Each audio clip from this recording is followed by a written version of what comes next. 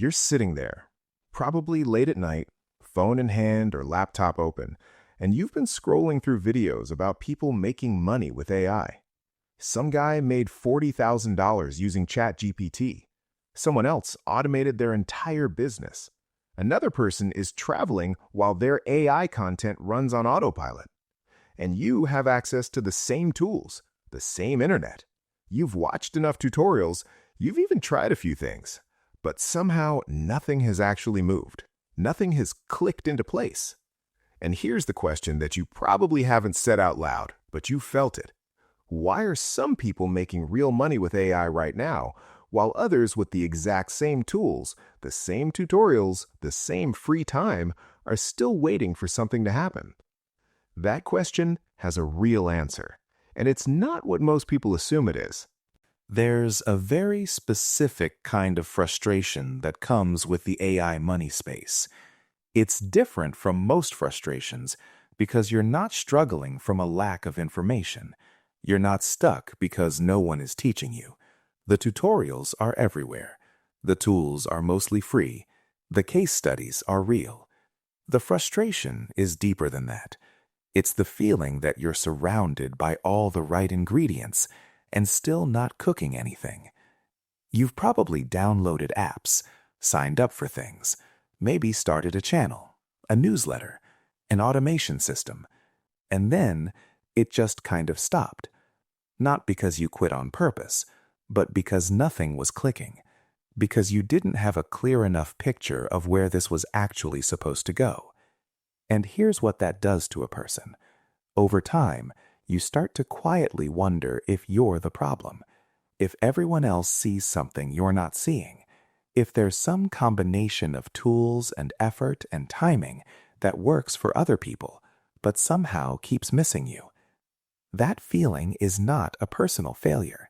It's the natural result of entering a space without a real blueprint, not a list of tools, not a collection of tactics, but an actual organized understanding of how AI income works and where you specifically fit inside it. That's what the AI money blueprint tries to give you. Not a shortcut, not a promise, but a map. And maps only help if you understand the territory first. Here's something that almost nobody talks about honestly when it comes to AI income. Having access to the tools is not the same as having a direction. Think about it this way. Imagine giving someone a fully equipped professional kitchen, every knife, every pan, every ingredient in the world, and then telling them to cook. No recipe, no plan, just cook. Most people would open and close cabinets for an hour and eventually order takeout. That's not a skill problem, it's a direction problem. The AI space has quietly created one of the most disorienting environments in modern income history. There's never been a moment where this many tools were available to this many people at this low of a cost. ChatGPT, Midjourney, automation platforms, voice cloning, AI video, most of it is either free or cheap enough to feel like a non-decision. And that availability created a very specific illusion, the illusion that access equals opportunity.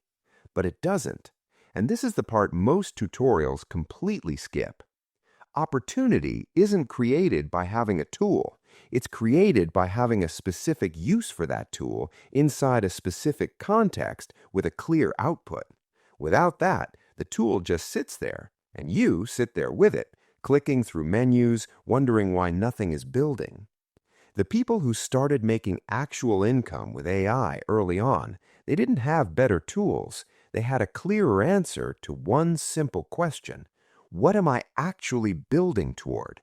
Not what tool am I using, not what niche is hot right now, but what am I building toward? That question cuts through everything. Most people enter the AI income space asking the same question. What AI tool should I use? And it feels like the right question. It feels practical. It feels like the starting point. But it's actually the second question, maybe the third. The real first question is, what problem can I help someone solve? And this gap, between starting with the tool and starting with the problem is responsible for more failed attempts than anything else in this space. Here's why. When you start with the tool, your thinking goes something like this. Okay, I have ChatGPT. What can I do with it? And the answer to that question is technically infinite. You can write anything, create anything, automate almost anything. And that infinity is the trap. Because infinite options with no direction produces paralysis, not progress. But when you start with the problem, when you ask, what is something people are consistently struggling with that I might be able to help fix? The tool becomes obvious. The tool becomes a means to a specific end, and suddenly the path forward has a shape. I've seen this pattern play out a lot. Someone is good at making short videos. Instead of asking who needs short videos and why, they ask which AI tool makes the best short videos. So they spend weeks testing tools, comparing results, getting good at the software, but never actually selling anything, never helping anyone specifically, just perfecting a capability without a customer attached to it. This is one of the most common quiet mistakes in the AI income space, and it's not obvious while you're making it because it feels like progress. Learning feels like moving. Testing tools feels like preparation, but preparation without a destination is just organized standing still. Here's a pattern worth thinking about carefully. Most people who try to earn money with AI are working in sessions. They sit down, open their tools, work for an hour or two, and then close everything. They come back the next day and more or less start over. Same effort, same output level, same ceiling. The people earning consistently have moved past sessions into something different. They've built systems. And the difference between those two things is not about how many hours you put in, it's about what happens while you're not working. A session produces output once. A system produces output repeatedly, with or without you. Think about the difference between writing one article using AI and building a process where articles are drafted, edited, formatted, and scheduled on a repeating cycle that you manage rather than manually execute. The output of the second approach doesn't require you to show up fresh every single time. Now, building a system sounds complicated, and in the beginning it is, but that's actually the point. The discomfort in the beginning of building a system is the cost of not being stuck in sessions forever. Most people avoid that discomfort. They keep doing the thing they already know how to do, sitting down, doing a task, closing up. And every week looks exactly like the week before. This is not a discipline problem, by the way. This is a design problem.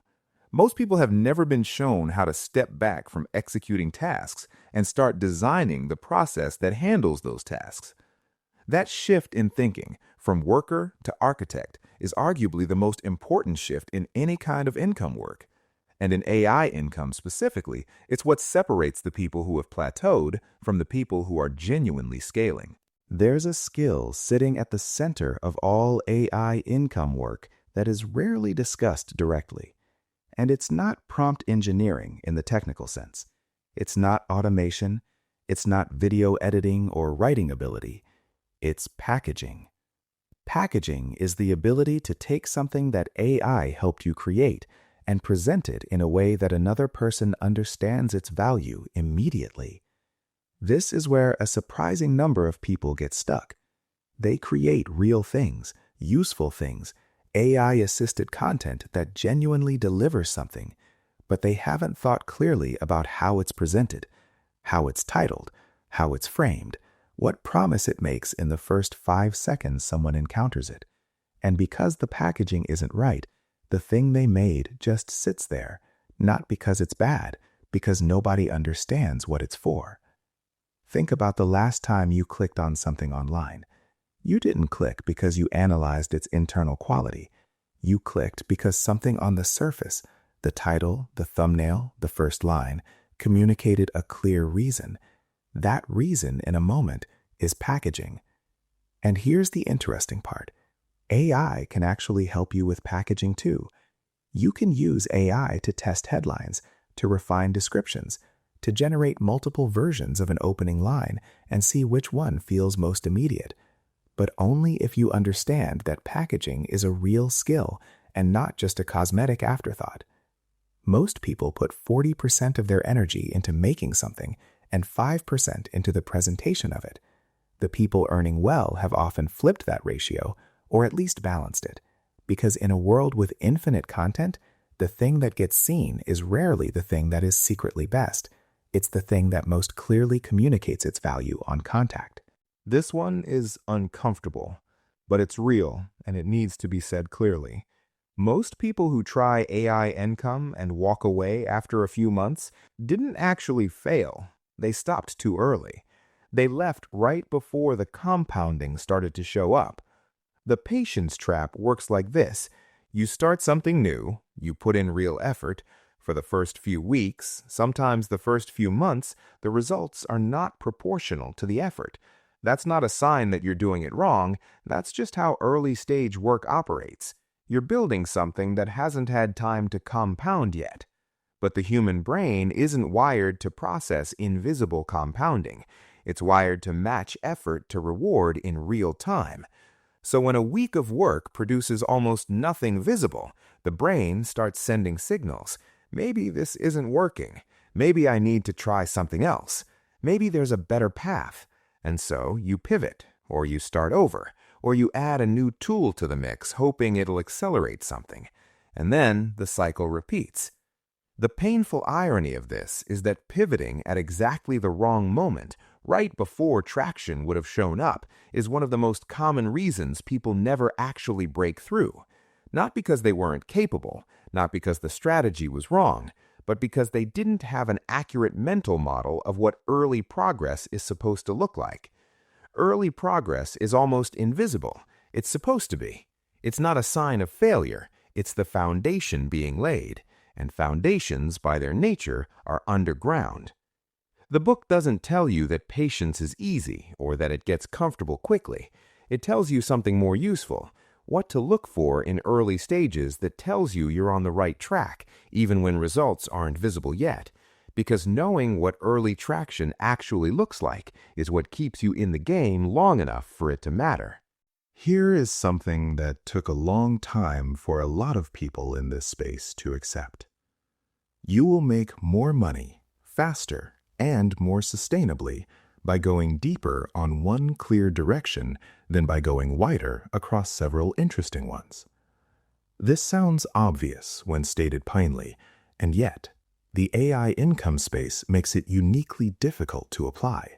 Because every week there are new tools, new opportunities, new case studies of someone making money in a completely different way. The temptation to add, to branch, to try the thing that's working for someone else, it's constant. And the quiet cost of that temptation is that nothing you build ever becomes the thing. It stays a collection of things you tried, each one partially developed, none of them with enough depth to really go anywhere. Going deep on one direction means you build real expertise in that specific context.